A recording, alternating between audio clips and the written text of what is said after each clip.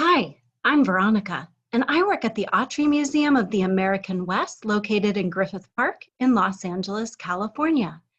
The Los Angeles region is the ancestral home of the Gabrielino Tongva, whose continued presence on the land since time immemorial we honor and celebrate.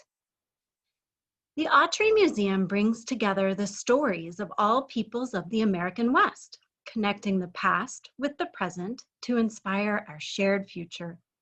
During this California Gold Rush video series introductory video, you will be learning about the story of the California Gold Rush, which happened in the mid-1800s. In January of 1848, James Marshall discovered gold in the American River at Sutter's Mill in Coloma, California.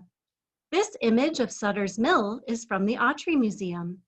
Coloma is about 140 miles away from San Francisco, California, which was in a part of northern Mexico that the United States conquered. At the time, San Francisco was a small town, like in this image of San Francisco in November of 1848 from the Autry Museum.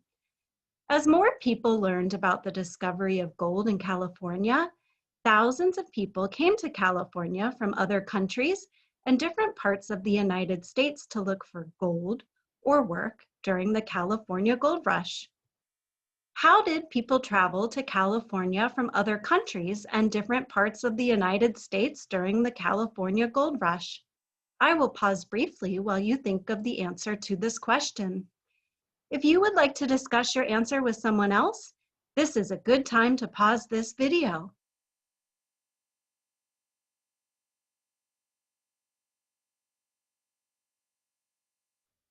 People came to California by boats, walking, and covered wagons pulled by animals.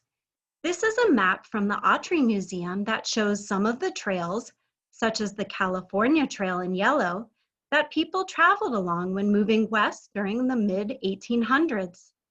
Look for the black star on the map. This is where California is located.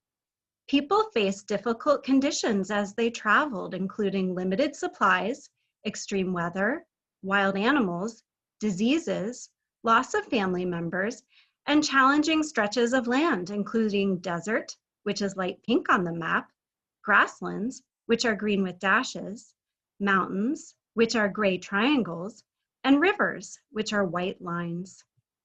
What happened to Native American homelands and small towns like San Francisco as more people came to California during the California Gold Rush?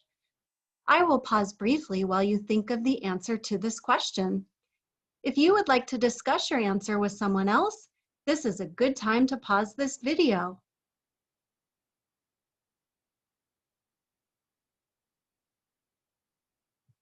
With so many people coming to California, many small towns like San Francisco quickly became boom towns.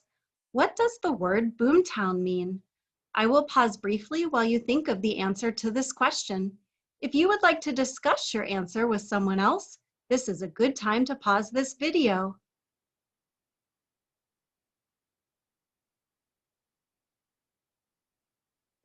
Boomtowns are small towns such as San Francisco that grow quickly with lots of people and new businesses, like in this image from the Autry Museum.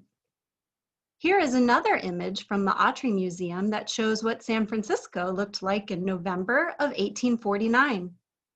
In addition to affecting towns like San Francisco, the California Gold Rush also affected different groups of people and the environment in different ways.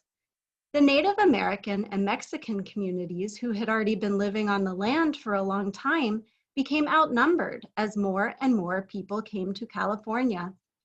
Competition for gold, land, food, and other resources, combined with racism, also led to the unfair treatment of and violence against certain groups of people. And the California Gold Rush greatly affected the land and the water in California. Thank you for joining us today to learn about the California Gold Rush. If you would like to learn more about the California Gold Rush, watch the other videos that are a part of this California Gold Rush video series at www.theautry.org www.untitled.org/education. To discover even more about the American West, check out our website.